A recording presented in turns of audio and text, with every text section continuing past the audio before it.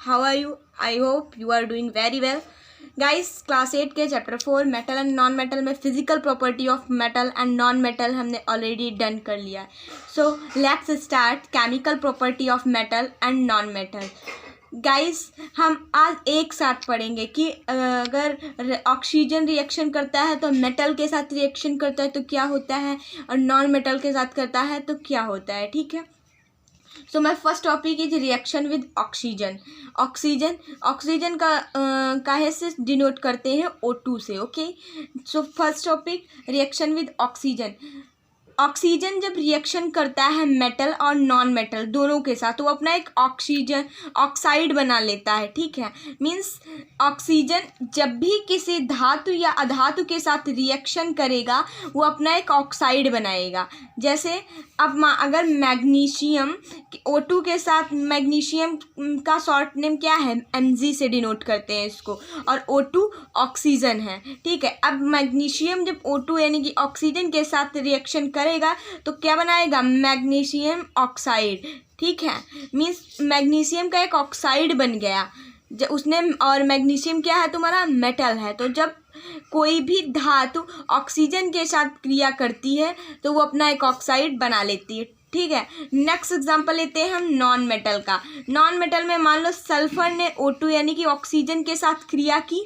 Sulphur ने oxygen के साथ क्रिया की तो क्या बनाया? Sulphur dioxide. Sulphur dioxide means sulphur भी अपना एक ऑक्साइड बना रहा है. ठीक है.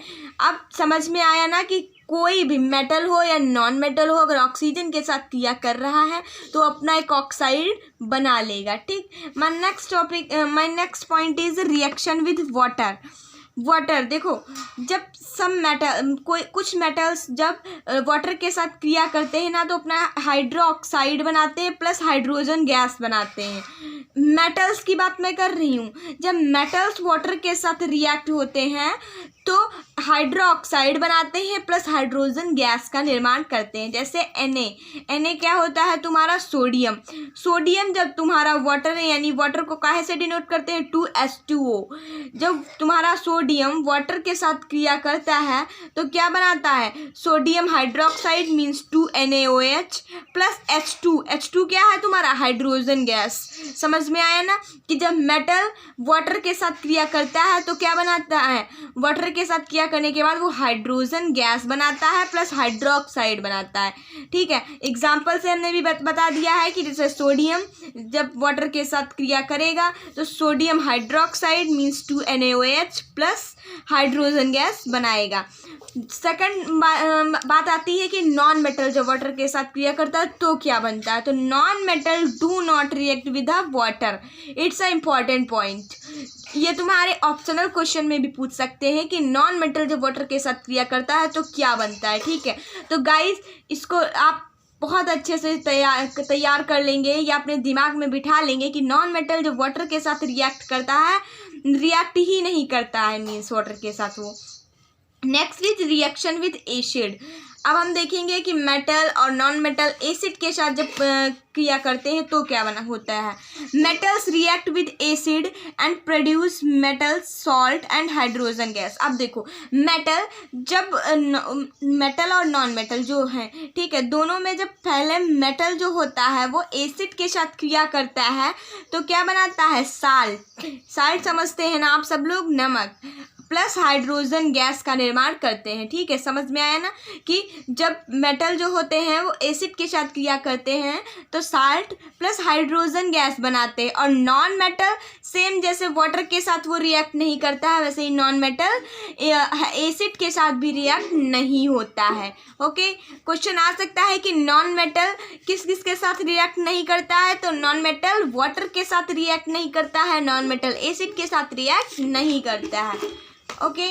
Next is react with base. Base तो समझते हैं ना आप लोग, क्षार.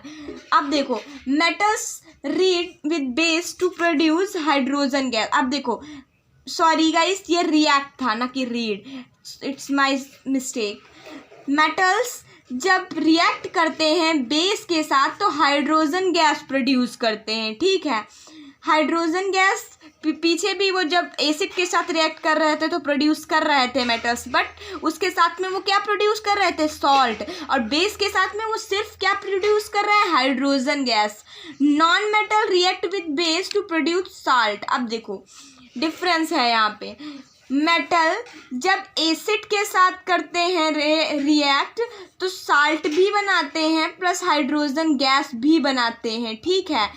और जब मेटल बेस के साथ रिएक्ट होते हैं तो सिर्फ क्या बनाते हैं, हाइड्रोजन गैस। और जो नॉन मेटल होते हैं वो एसिड के साथ रिएक्ट ही नहीं करते हैं, और नॉन मेटल जब बेस के साथ रिएक्ट करते हैं तो क्या बनाते हैं, salt. Okay, next is my next topic is displacement reaction. ये गाइस दूसरा टॉपिक है, ठीक है, ये इसका पॉइंट नहीं है, समझ लीजिएगा आप लोग। अब देखिए पहले इसको रीड करते हैं, बाद में समझाते हैं। More reactive metals displace less reactive metals from their metal compounds in aqueous solution। अब देखो more reactive क्या होता है और displace means less reactive क्या होता है। Guys, क्या आपको पता है what is the more reactive metals and less reactive metals? More reactive metals देखो जैसे एग्जांपल से समझाते हैं। जैसे आपके पास दो मेटल थे, ओ ए और ओ बी, ठीक है, प्लस एक सी मेटल था, ठीक। अब ये मान लो इसमें से जो ए वाला है, ये पार्ट जो तुम्हारा ए मेटल है ये लेस रिएक्टिव है, ठीक है, और जो ये ओ सी है ये मोर रिएक्टिव है। तो अब देखो इसमें ए के साथ में क्या जुड़ा है, बी जुड़ा है तुम्हारा मेटल। अब ये जो ए है ये तुम्हारा लेस रिएक्टिव है प्लस ये सी मोर रिएक्टिव है, तो ये बी क्या करेगा, ये बी सी के साथ चला जाएगा। क्यों इसलिए चला जाएगा, वो ए को छोड़ देगा। क्यों छोड़ देगा, क्योंकि एक लेस रिएक्टिव है और ये सी जो है ये मोर रिएक्टिव है। तो जो लेस रिएक्टिव मेटल्स होते हैं तो उनके साथ वाला जो कंपाउंड वाला मीन्स मेटल होता है वो उसको छोड़ के मोर रिएक्टिव के पास चला जाता है। बात समझ में आई ना guys? Next topic is uses of metal and non metal. अब हम यहाँ पे क्या डिस्कस करेंगे कि मेटल के क्या यूज़ होते हैं और नॉन मेटल के क्या यूज़ होते हैं। You know metal are hard. देखो ये हमने मेटल्स की फिजिकल प्रॉपर्टी में भी डिस्कस किया है कि मेटल्स हार्ड होते हैं, मेलेबल होते हैं, डक्टाइल होते हैं। डक्टाइल का देखो, मेलेबल का मतलब क्या होता है कि उन्हें पीटकर पतली चादर के रूप में परिवर्तित करना। डक्टाइल क्या होता है, उन्हें वायर्स के रूप में परिवर्तित करना। एंड सोनोरस मीन्स उन्हें पीटने पे एक ध्वनि उत्पन्न होती है, उसको क्या बोलते हैं, sonorous. And our hands can use for. So अब देखो ये सब क्या थी, तुम्हारी मेटल्स की फिजिकल प्रॉपर्टी जो हम ऑलरेडी डिस्कस कर चुके हैं, ब्रीफ डिस्क्रिप्शन में हमने लिया था इसको, ठीक है। अब हम देखेंगे इनका यूज़ क्या है। अब देखो क्योंकि ये मेटल्स हार्ड होते हैं तो इनका यूज़ मशीन को बनाने के लिए किया जाता है।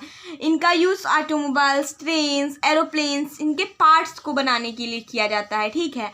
और plus cooking utensils and water boils. देखो जो खाना बनाने के बर्तन होते हैं ना, इसमें भी देखो कहीं ना कहीं मेटल का यूज़ होता ही है। अब तुम कुकर ले लो, तुम्हारा कुकर क्या धातु का नहीं बना है?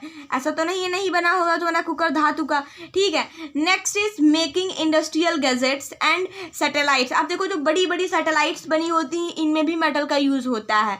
जो इंडस्ट्रियल गैजेट्स होते हैं उनमें भी मेटल का यूज़ होता है। और भी बहुत जगह मतलब जितनी भी कठोर चीज़ें मीन्स बनाई जाती हैं यूजर्स के लिए, जैसे चाहे तुम वो किचन के बर्तन ले लो या सैटेलाइट ले लो, एरोप्लेन्स ले लो, इन सब के पार्ट को बनाने के लिए कहीं ना कहीं मेटल का यूज़ होता है। क्यों? क्योंकि मेटल जो है तुम्हारी हार्ड होती है, मेलेबल होती है, ठीक है, इसलिए। Next is uses of non metal. अब हम नॉन मेटल यानी कि अधातु का क्या यूज़ होता है वो देखेंगे।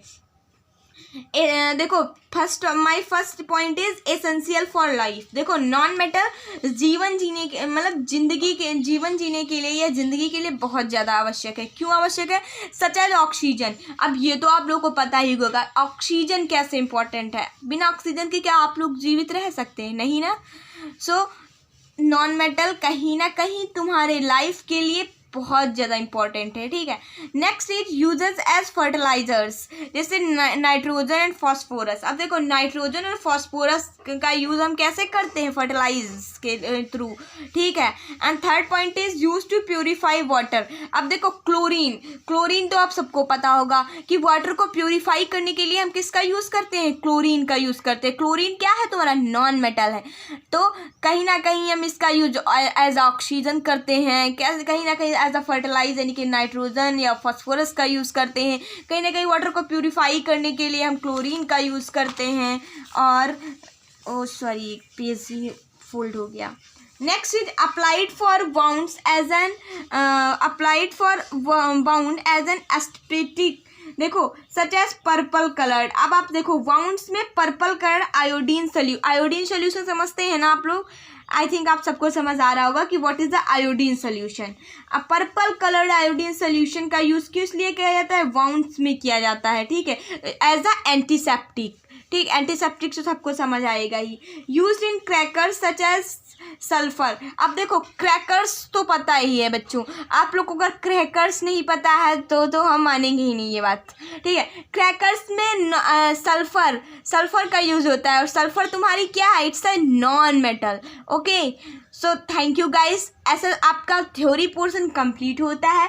कल से हम स्टार्ट करेंगे आपका exercise, okay. Thank you guys and please subscribe this channel. और गाइस आप लोग इसे देख तो लेते हैं बट लाइक नहीं करते, so please like and subscribe this channel. Thank you again.